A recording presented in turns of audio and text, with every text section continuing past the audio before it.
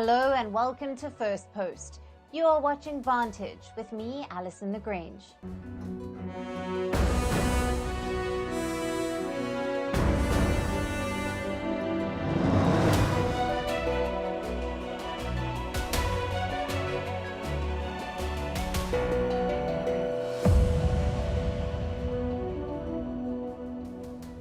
Our top focus is West Asia. After months of fighting Hamas, Israel is turning its focus north to Hezbollah in Lebanon. Does this mean the war in Gaza is winding up? Is Israel preparing for a war against Lebanon? We'll tell you more about the escalating flashpoint. Meanwhile, India and Russia are set to sign a new military pact. What does it cover, and how will the West react to it? Stay tuned to find out.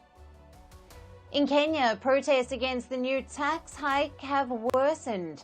President Ruto now says he's open to talks. In New Caledonia, protests have resumed after weeks of peace. A few public offices have been set on fire. In Los Angeles, mobile phones have been banned from schools. Have other cities tried this out? And what's the point of such a ban? We'll tell you on the show. And finally, a special report on the Hajj tragedy. Intense heat has killed more than 1,300 pilgrims. All this and more lined up for you. But first, the headlines. French far-right leader rules out sending troops to Ukraine if they win the election. But Jordan Bardella says that they will remain vigilant in the face of any Russian threats. France has been one of Ukraine's main Western backers since Russia invaded it in 2022. In February, President Emmanuel Macron said he won't rule out the possibility of deploying troops to Ukraine.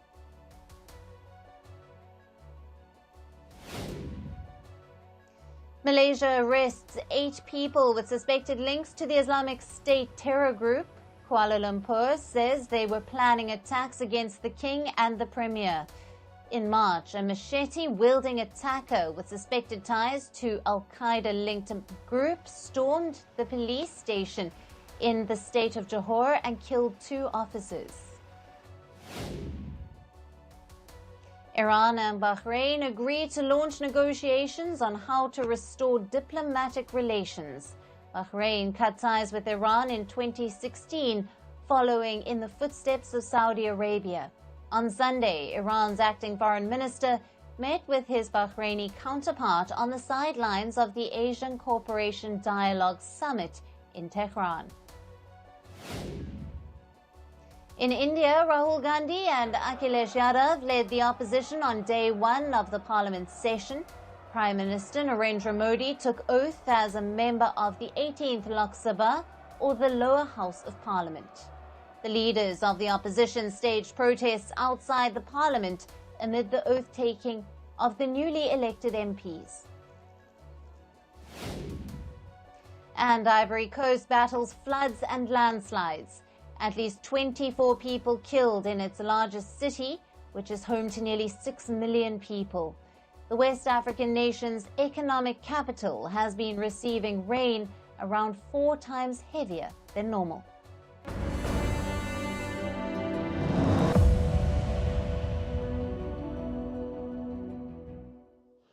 Is Israel preparing for a 2-front war? There are growing signs that it might be. Benjamin Netanyahu has given an interview. He says Israel will wind down the intense fighting in Gaza. It won't be a complete end to the war. Instead, Israel would conduct more targeted operations there. Netanyahu is now signaling a shift in focus. He plans to send more troops to Israel's northern border. After the intense phase is finished, we will have the possibility to move part of the forces north, and we will do this. First and foremost for defensive purposes, and secondly, to bring our evacuated residents home. The Israeli Prime Minister was talking about the Israel-Lebanon border. Tensions have risen sharply there in the last month.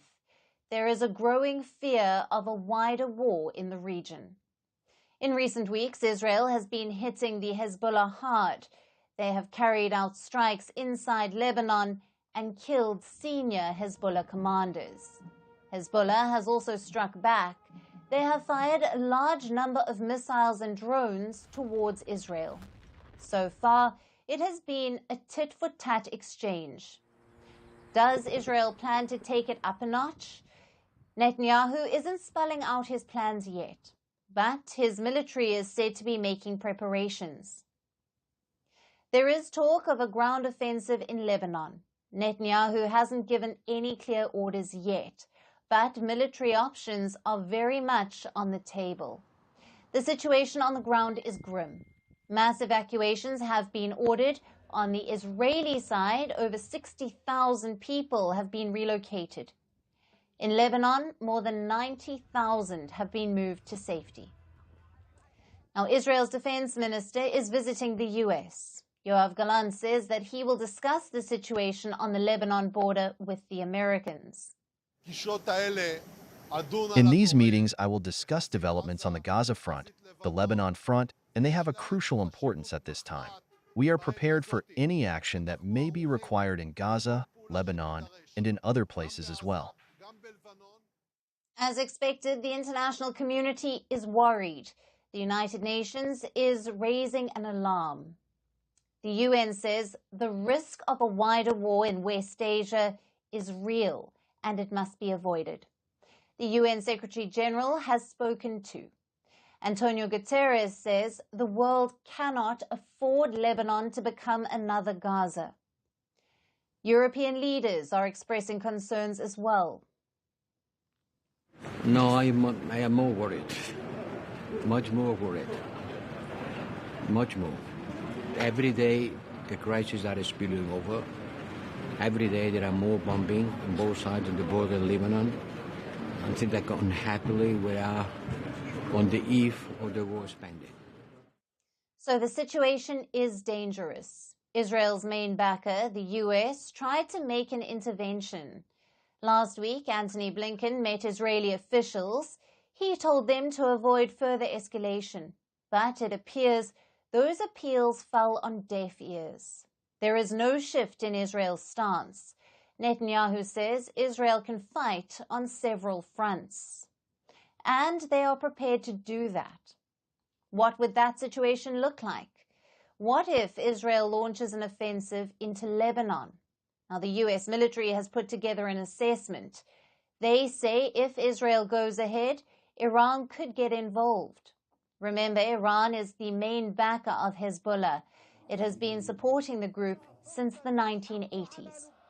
Tehran has provided the Hezbollah with all kinds of support, from funds to military equipment and training for its fighters. Now, reports say Iran provides around $700 million to Hezbollah every year. This is an estimate from 2018. In recent years, American sanctions have cut into this funding, but Tehran hasn't stopped supporting Hezbollah. It has helped the group build up a large arsenal.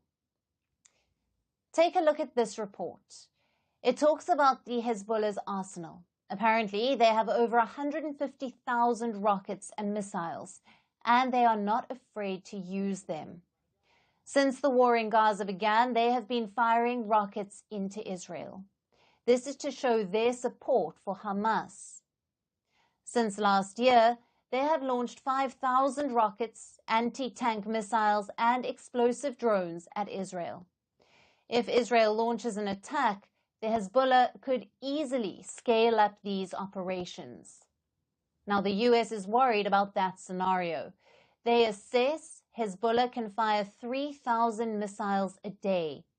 This could overwhelm Israel's Iron Dome. That's the Israeli air defense system, and the Hezbollah has a large number of fighters too. At least 100,000, according to one estimate. If Israel attacks, these numbers could grow. Already, Iran-backed fighters are raising their hands. They are willing to come to Lebanon and fight on behalf of Hezbollah. So fighting a war in Lebanon won't be the same as Gaza. Israel will face stronger resistance, and it will be on a larger scale. Both sides need to exercise caution. An escalation is the last thing anyone needs right now.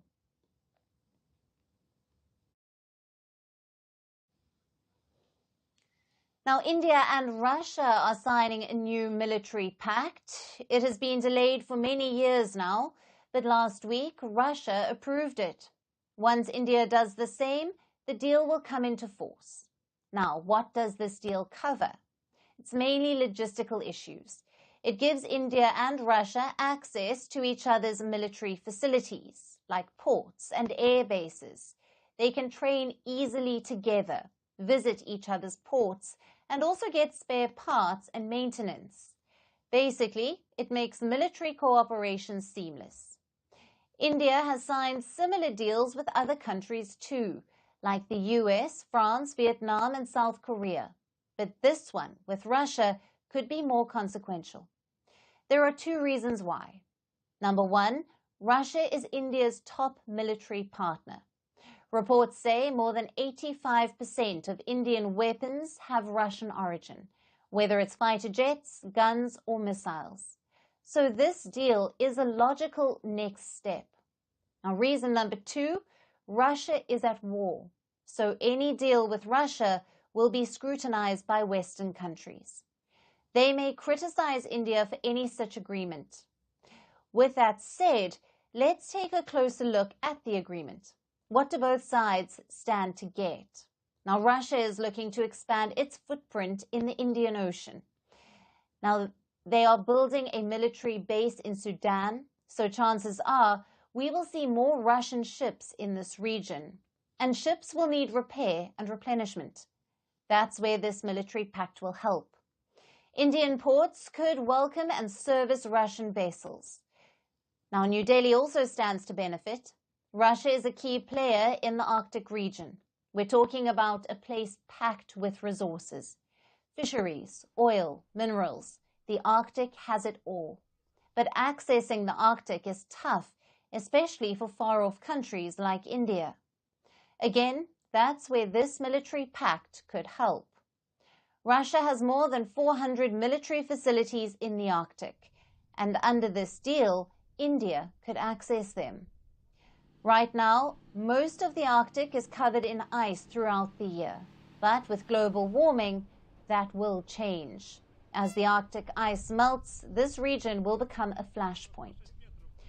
So to recap, such a military pact will benefit India and Russia.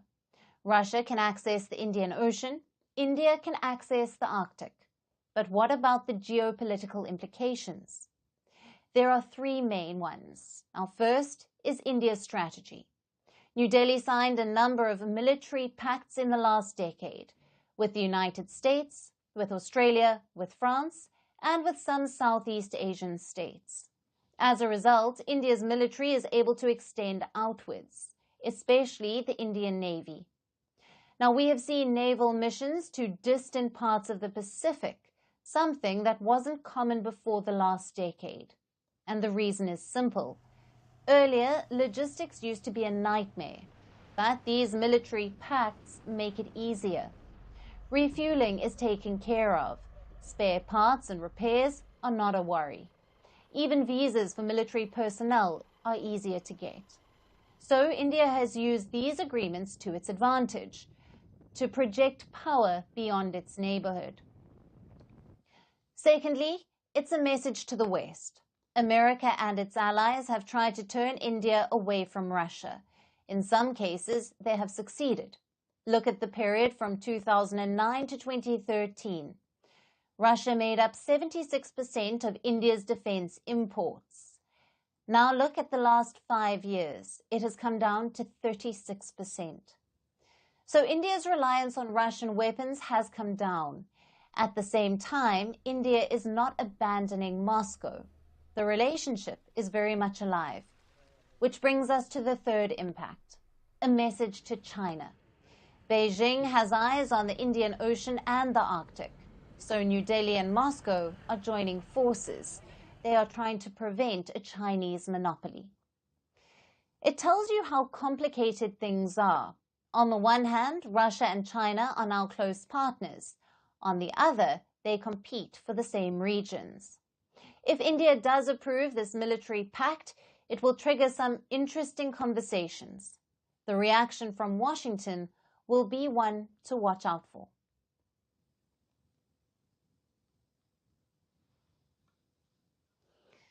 Moving on to Russia, it's reeling from another terror attack.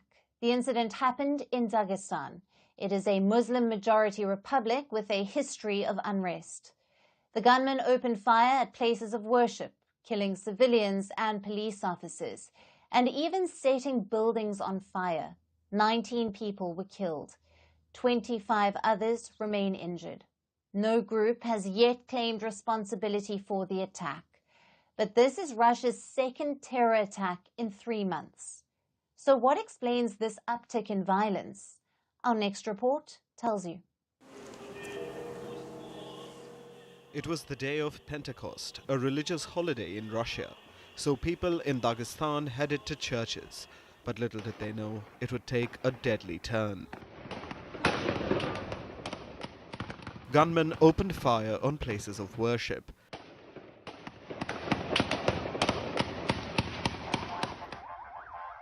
Churches and synagogues were attacked. Police posts too were targeted. The attacks happened in 2 cities, Derbent and Makhachkala. At least 19 people have been killed, including 15 police officers. 6 gunmen were also neutralized.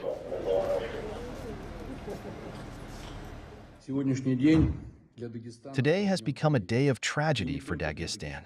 And not only for Dagestan, but for our entire country. Unprecedented in their cruelty, terrorist attacks were committed today against religious sites in the capital of Dagestan, Makhachkala, and our ancient city of Derbent. In Derbent, buildings were set on fire. This included a church and a synagogue. Attackers threw Molotov cocktails at the building. Among those killed were a priest who had served the city for over 40 years. Derbent is home to an ancient Jewish community, which makes this attack unprecedented. No group has claimed responsibility for the attacks yet, but Russia has called it an act of terror. Law enforcement agencies say it was the act of an international terror organization. Meanwhile, Dagestan's governor called it an attempt to destabilize his region.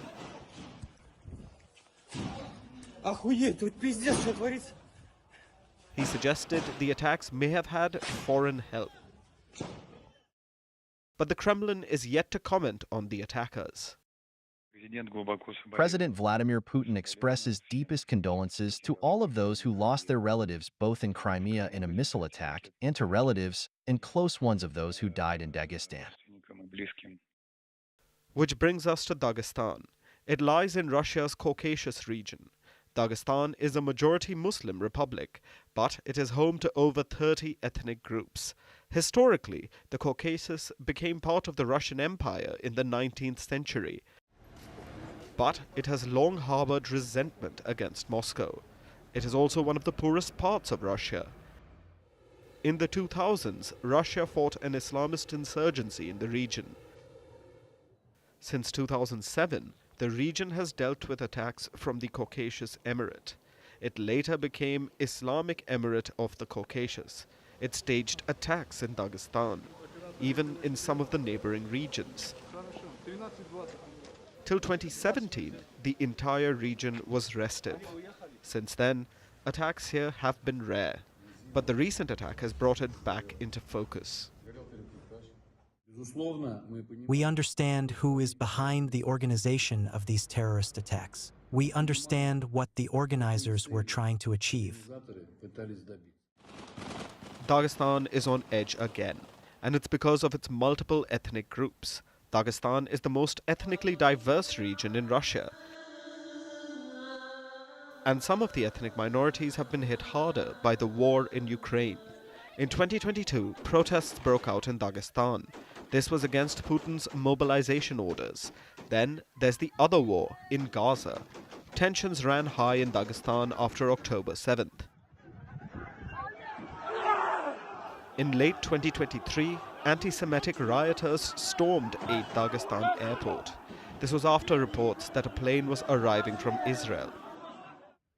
Which brings us to this latest attack. This is the second terror attack in Russia in the last 3 months. In March, over 130 people were killed when terrorists attacked a concert hall in Moscow. ISIS-K claimed responsibility for that massacre. The attack was a blow to Putin. It happened just a week after he took office for the 5th time as Russia's president. Putin promised unity after the tragedy, but this latest attack shows that Russia has not successfully navigated internal tensions, and these have become a breeding ground for international terror groups. Is China stirring trouble in Kashmir? It looks like they are. Now, recently, there has been a surge in violence in the valley, more than 5 attacks this month alone. So the Indian Army is hitting back. We have seen multiple operations and encounters. One such operation was in April. 2 terrorists were gunned down in Baramulla. Some equipment was also recovered from them. One is a piece that stands out, an ultraset. Now, these are special communication devices, a mix of mobile phones and walkie-talkies. Your mobile phone uses SIM technology to communicate, but the ultrasets do not. They use radio waves to communicate. Now, these particular ones were designed and made by the Chinese. That too for Pakistan's army.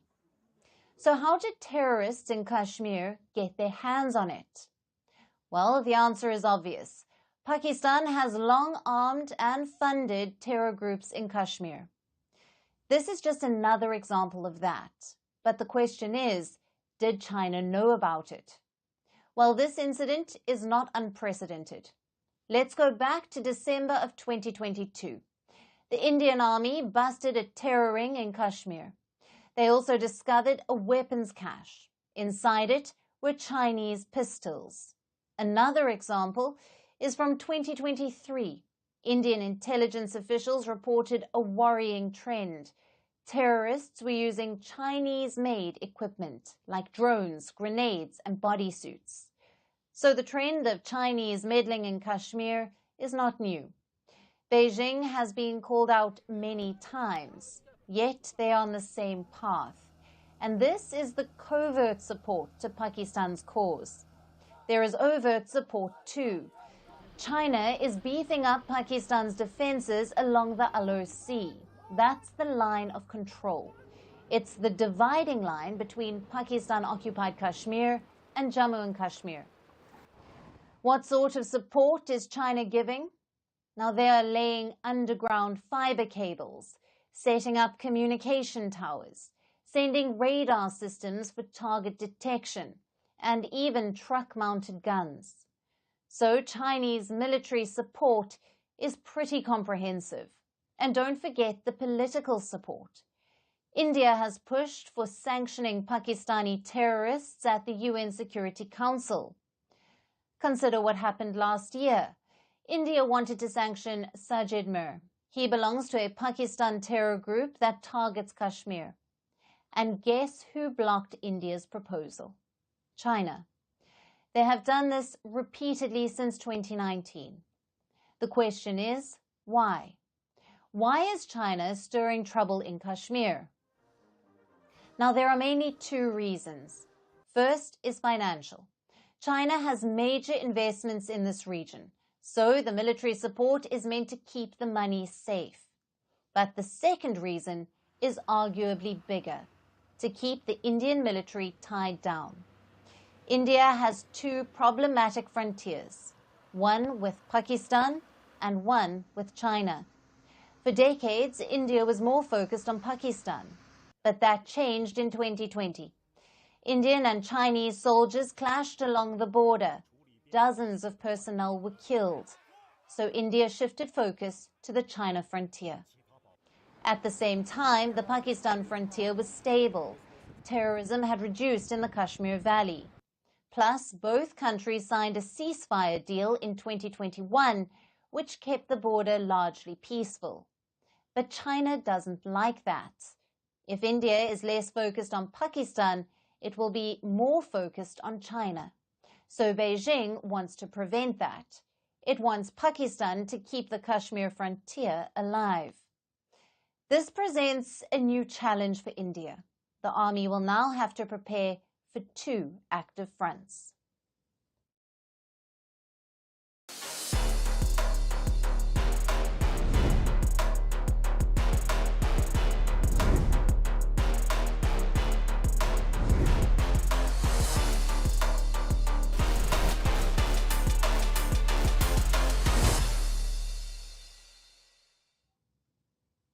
It's the rematch nobody wanted. Donald Trump versus Joe Biden. The 2 men are going head-to-head in the first presidential debate. It's slated for Thursday in Atlanta. Now, this debate is different from those of the past. Since 1988, a non-partisan group has conducted U.S. presidential debates, but not this time. This year's debates will be held by U.S. media companies. The first one by CNN, and the rules are quite interesting.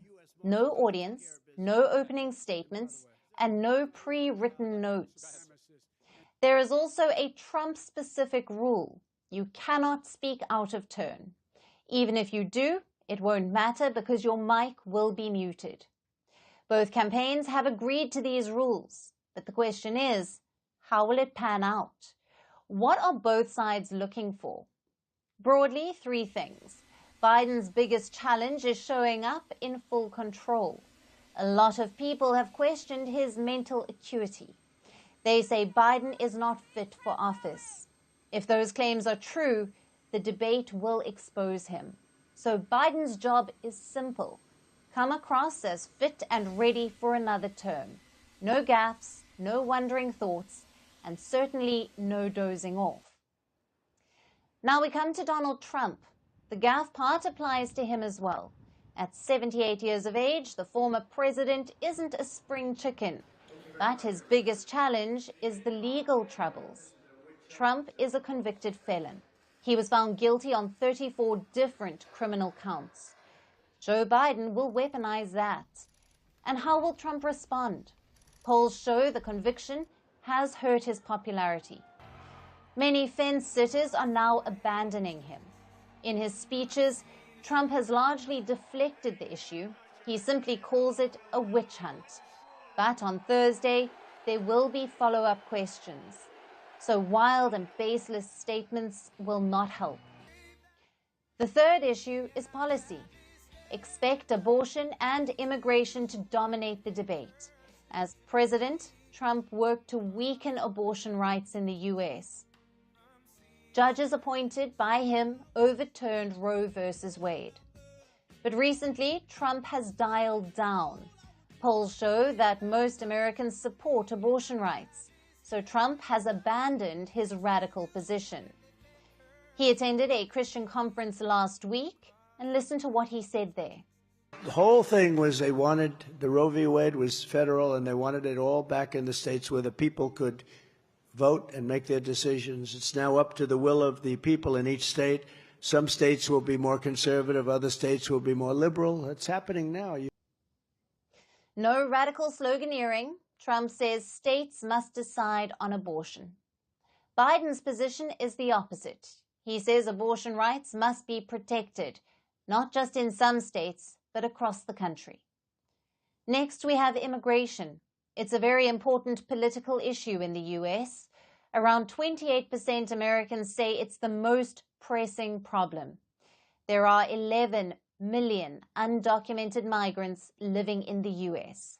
That is 3 times higher than in the 1990s. And Biden knows this.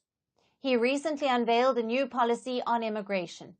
It will give citizenship to 500,000 undocumented migrants, most of whom are married to U.S. citizens. This will help Biden among Latino voters. Trump, too, is loosening his immigration stance. He says foreign students who graduate from America should get green cards. It's a shift in policy for him. In 2016, Trump was vehemently anti-immigration. But this time, he's rethinking it. The question is, why? The opinion polls could hold the answer. Biden and Trump are almost neck and neck, so it's all about swinging the undecided voters. Many of them are put off by Trump's radical position on issues like abortion and immigration. Hence his decision to dial it down. But he will stick to the script on Thursday, or will he veer away from it? That's one thing to watch out for. And don't forget the personal taunts. Trump has been calling Biden a brain-dead zombie. Meanwhile, the Biden campaign has called Trump a convicted criminal. Will this name-calling continue on Thursday, or will both men focus on policy? Considering how bitter this campaign has been, the former seems likely. Now let's turn our attention to Africa, to Kenya in the east. Protests continue to rock the nation. Thousands have been demonstrating for a week now against a slew of new taxes that the government wants to impose on them. Kenya is looking to pass its annual finance bill, the budget for 2024 to 2025. The government seeks to raise $2.7 billion in additional revenue via taxes that may worsen Kenya's cost of living crisis. That is why people are protesting, and this seems to be working. Kenya's President William Ruto made an announcement. He says he is open to discussions with the peaceful protesters. Here's our report.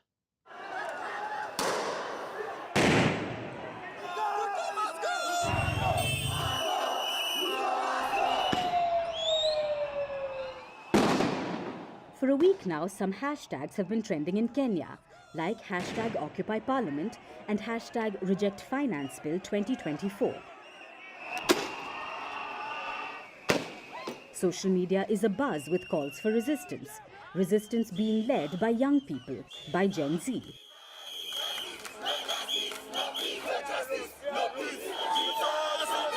They are the ones at the forefront of this fight, the fight against new tax hikes.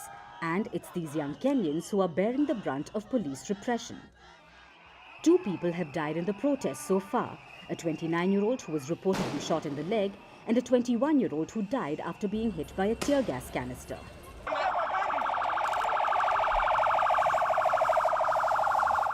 The Kenyan police have been using tear gas and water cannons to disperse protesters, even though the protests have been largely peaceful. Kenya's President William Ruto has acknowledged this. I am very proud of our young people. They have stepped forward tribeless. They have stepped forward peaceful. And I want to tell them, we are going to engage them. We are going to have a conversation so that together we can build a greater nation. Ruto made the announcement on Sunday. He said he wanted to have a conversation. But is there enough time? Kenya's annual budget or finance bill is about to get passed.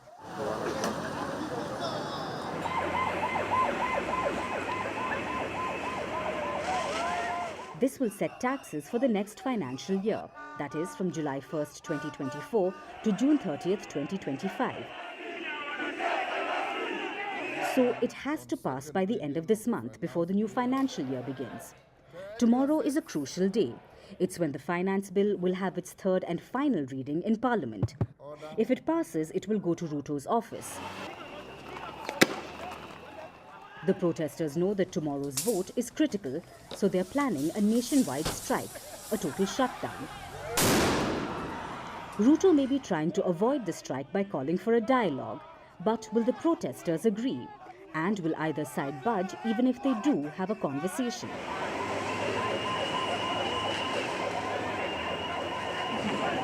The Kenyan protests began because some of the taxes that Ruto's government proposed, like a 16% tax on bread, an annual 2.5% tax for owning a car, a levy on sanitary pads and diapers, and taxes on cancer treatment. These were the taxes that sparked the protests. And there was some course correction last week. Last Tuesday, they amended the bill, and most of the controversial taxes were scrapped. But the Kenyan government now wants to increase other levies instead. This is to avoid a revenue shortfall. They want to increase taxes on fuel and tariffs on imports. What will this mean? A fuel price hike has a wide impact. All forms of transportation become more costly, and that cost gets passed on to the end consumer, meaning that a fuel tax can lead to inflation. Then there are the import tariffs. This means that imported goods will become more expensive. Everything from food to diapers to cars, if they're imported, they will become more expensive.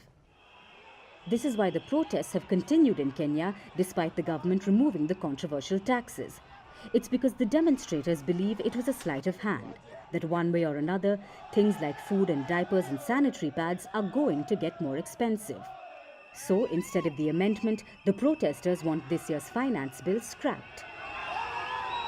Will Ruto agree to this, or will there be a compromise? The clock is ticking. Now let's look at the Pacific, at New Caledonia, which is a French overseas territory. Violence has returned to New Caledonia after a few weeks of calm. Fresh riots began on Sunday night. Protesters took to the streets of the capital of Noumea. A town hall in another city was set on fire. A police station was also targeted, and cars were burned out and used to block roads, preventing firefighters from carrying out their duty. It was chaos. To understand the cause of riots, we need to understand the history. New Caledonia is a French overseas territory. That means it was a French colony. In 1853, France had subjugated the local people, known as the Canucks. Currently, the Canucks make up about 40% of the territory's population, and many want complete independence from France. New Caledonia has seen multiple independence referendums, and the latest one was disputed because it took place during the COVID-19 pandemic. So there is still a sizable group of Canucks who believe that they should have another referendum, another chance at demanding freedom. But in May, France proposed a change in voting regulations, which eventually led to riots. Presently, voting in New Caledonia is restricted. Only Canucks and people who already lived in the territory before 1998 can vote, including in referendums. This was to ensure that the Canucks were not marginalized by immigrants. That is why the vote freeze was implemented. New Caledonia's population has grown since 1998. About 40,000 French nationals have moved into the territory since then. Now that's enough immigrants to impact elections, to dilute the Kanak people's vote share. And in May, France proposed to do just that. They wanted to expand voting rights in New Caledonia, to extend voting rights to people who had lived in the territory for 10 years. The Canucks were against this. They knew it would dilute their vote share. So they protested. All of this happened in May. That was how the first riots were sparked. The riots forced French President Emmanuel Macron to visit New Caledonia to try and calm things down. Macron had talks with the leaders of Kanak pro-independence groups, and eventually he decided to pause the new voting rules. That pause is what led to tensions simmering down, bringing about the uneasy calm. But this calm was shattered over the weekend, leading to fresh riots. Last week, a number of Kanak pro-independence activists were arrested, including this man, Christian Tien. Now, he leads a group called the Field Action Coordination Cell, or the CCAT. French authorities blame him for instigating the violence in May. He was taken to court on Saturday and charged. We have no information as to the exact date of the transfer. The only information we can give you at the moment is that he is in pre-trial detention and that it will take place in mainland France. That was Tien's lawyer. He said that Tien will be held in pre-trial detention, 17,000 kilometers away from New Caledonia, in France. Instead of imprisoning them in New Caledonia, they're being deported 17,000 kilometers away. This is outrageous. It's a way of criminalizing the Kanak people and their representatives. Today, we clearly have colonial justice in Kanaki. The deportation sparked a fresh wave of public anger, and that is what led to last night's riots. It's been seen as another colonial tactic. Just like last month's voting rule change, the indigenous Kanaks feel their voices are being suppressed, and any chance of independence is being taken away. Now let's shift our focus to Europe. The European Union is clashing with China over trade. Earlier this month, Brussels pushed a proposal. It proposed a steep tariff.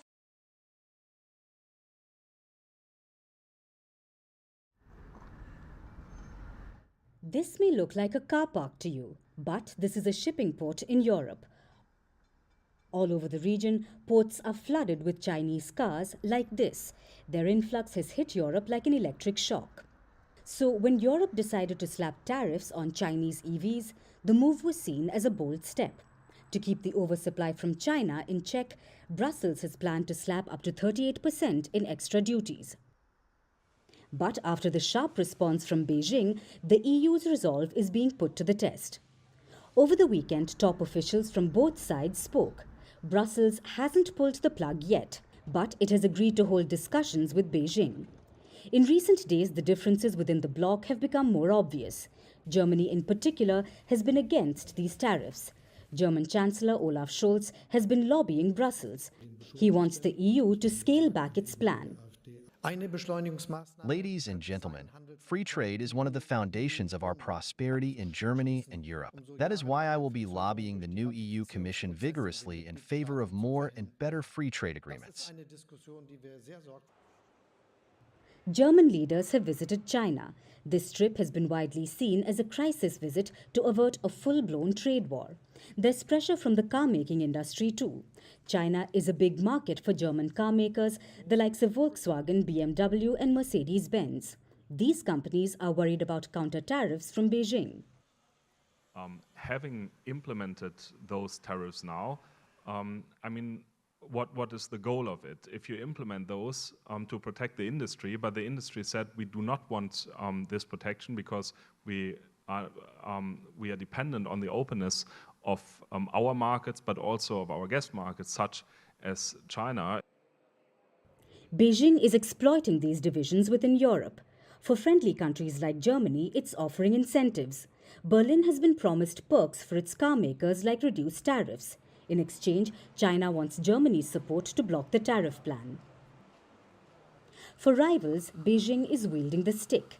China has launched an anti-dumping probe into French brandy. French cognac producers are worried too. They fear retaliation from Beijing due to the EV tariffs. Beijing is targeting European pork as well.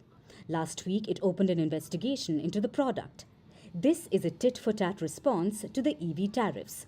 China is the world's biggest consumer of pork, and it buys significant quantities from Europe, especially Spain and Denmark. So a complete ban would hurt these nations.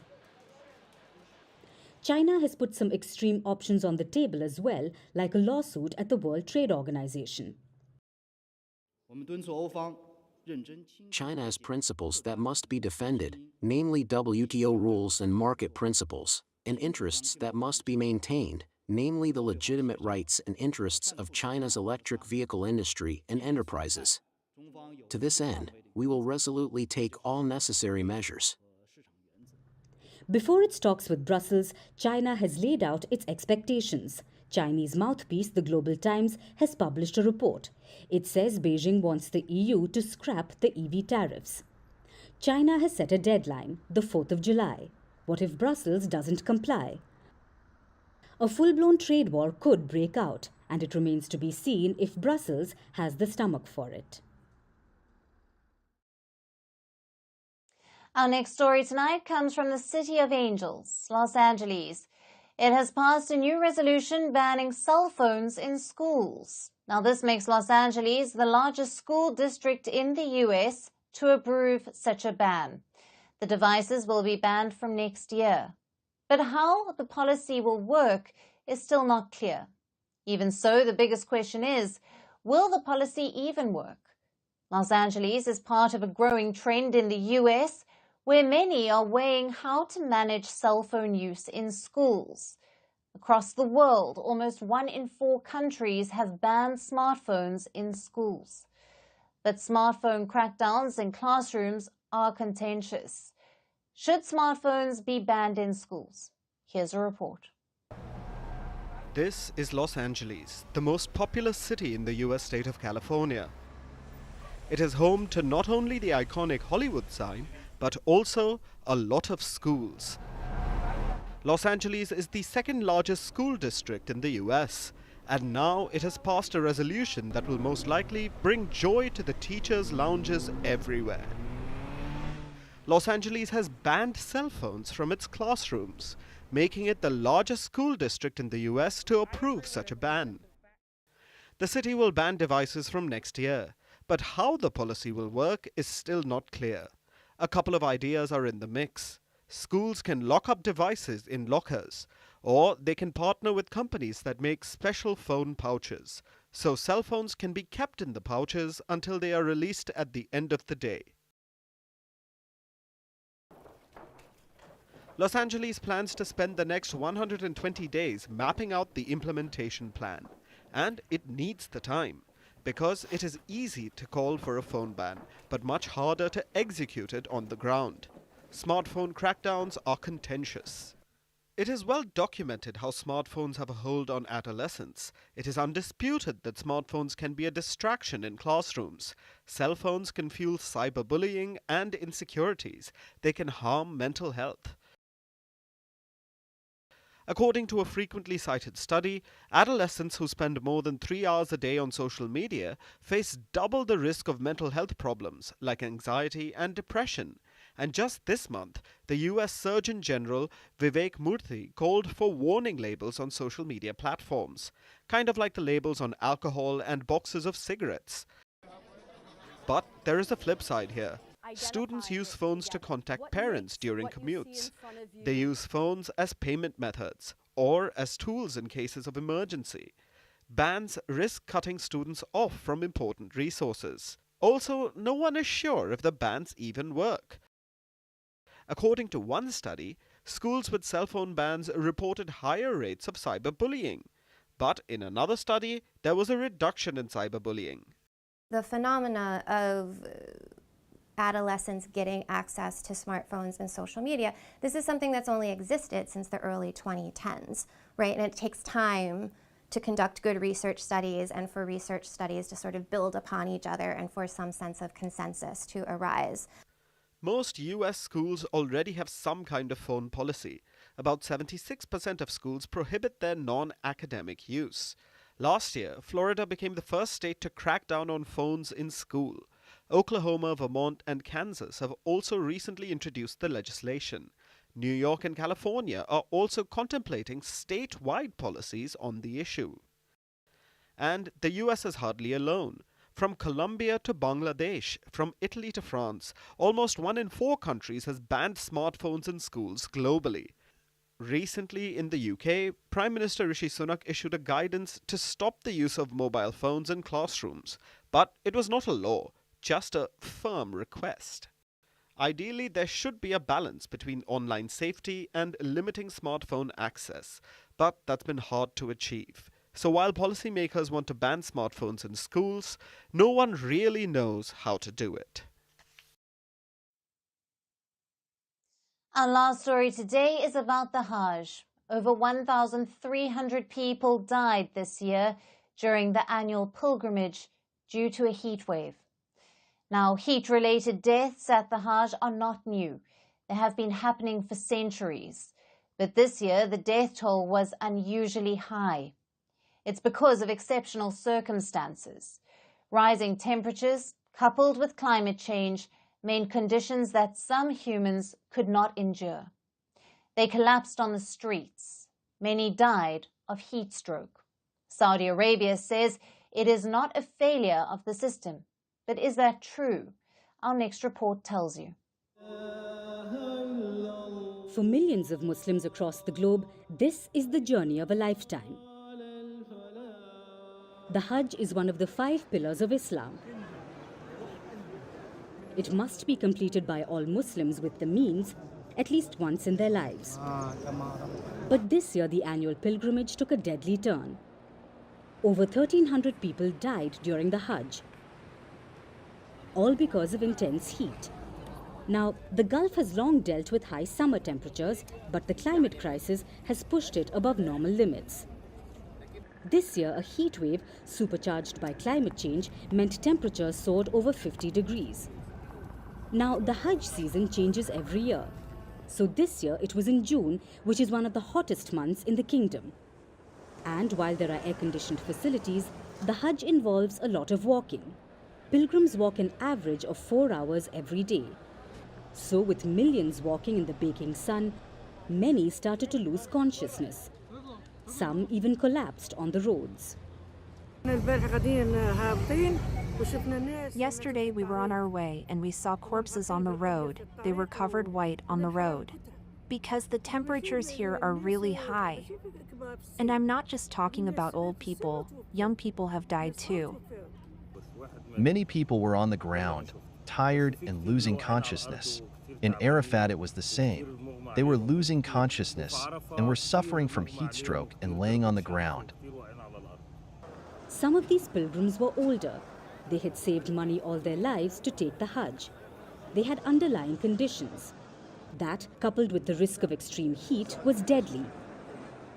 Many died of a heat stroke. Pilgrims have since blamed poor infrastructure. They said it was badly organized. But Saudi Arabia says it wasn't the failure of the kingdom, instead it was an issue of illegal permits. The Hajj is one of the world's largest religious gatherings. Every year, Saudi Arabia issues nearly 1.8 million permits. Now, these permits are allocated to countries on a quota system. Individuals get it through a lottery. Official licenses can cost up to several $1,000s. But many either don't get these licenses or they can't afford them. So they enter the country unregistered. They risk arrest and deportation if caught. But unlicensed pilgrims also don't get access to the facilities like air-conditioned buses, free water and food supplies. We thought we were about to die. We didn't even have the strength to reach the steels due to the extreme heat. My hands were shaking, my body was about to collapse, and I was unable to continue. Countries are now cracking down on tourist agencies facilitating the Hajj for unlicensed pilgrims. But it's impossible to ignore the elephant in the room. That's climate change. Heat-related deaths in the Hajj are not new. They were recorded way back to the 1400s. But with rising temperatures and an older population, pilgrims are now more vulnerable, which means Riyadh will have to find ways to adapt to this climate crisis, or else it could put millions at risk in the coming years. And now it's time for Vantage Shots, images that tell the story. Brazilian women march in Sao Paulo against an abortion ban bill. Rome unearths ruins of an ancient laundry just a few steps away from the Vatican City. And an Indian temple uses a lifelike robotic elephant for rituals to prevent animal cruelty. Finally, taking you back in history. On this day in 1948, the Soviets blockaded West Berlin. Stalin cut off all land and river transit between West Berlin and West Germany. Panic set in as its population worried about shortages of food, water and aid. The Allies responded with a massive airlift to come to West Berlin's aid. Leaving you on that note, thank you for watching. See you tomorrow.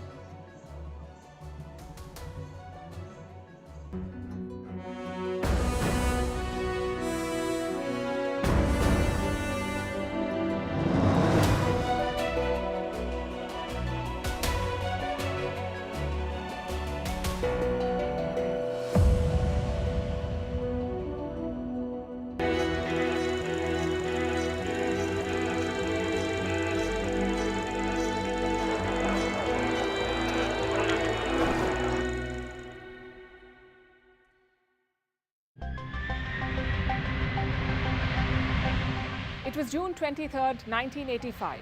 Air India Flight 182 departed from Toronto in Canada. It was headed to Mumbai.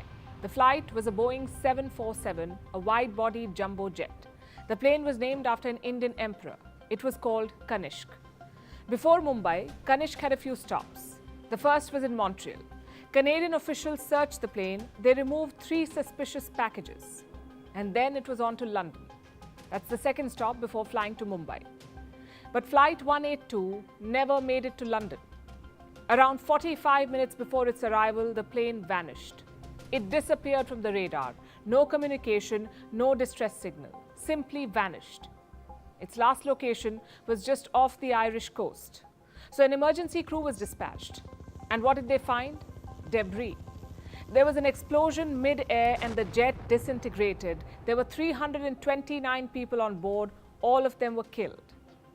Only 131 bodies were recovered from the sea. Canada suspected a Khalistani hand. Just 1 year ago, in 1984, Operation Blue Star had happened in India. The Indian Army had breached the Golden Temple. They killed Khalistani terrorists lodged inside, so Canada connected the dots. They realized the plane bombing was revenge. But how many people did they punish for this attack? 1. Just 1 accused was convicted in this case. The mastermind himself was let off. Which makes you wonder, what exactly happened? How did Canadian intelligence not know about this attack? How were bombs carried onto the plane? And how did the terrorists escape justice? Time for a flashback.